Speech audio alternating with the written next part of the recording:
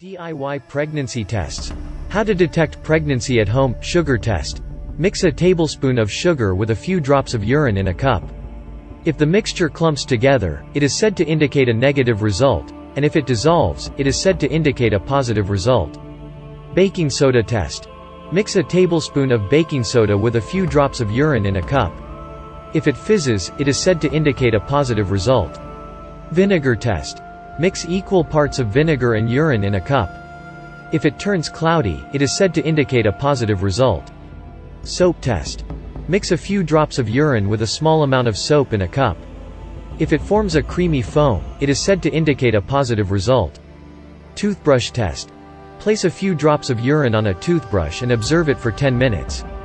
If the urine turns blue, it is said to indicate a positive result. Limitations. Homemade pregnancy tests are not scientifically proven and can give false results.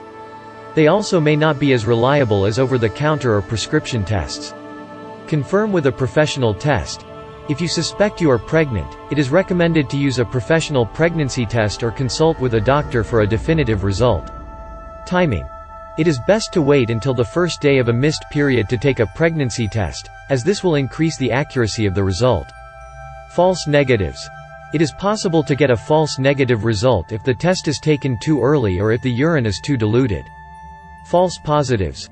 False positive results can occur if the test is expired or if there is an issue with the test, such as contamination with urine from another person. Factors affecting accuracy. Certain medications, such as fertility drugs, and health conditions, such as urinary tract infections, can affect the accuracy of a pregnancy test. Follow-up. If you receive a positive result on a pregnancy test, it is important to follow up with a doctor for prenatal care. Medical advice. If you have any concerns or questions about your pregnancy, it is recommended to consult with a doctor for personalized medical advice. DIY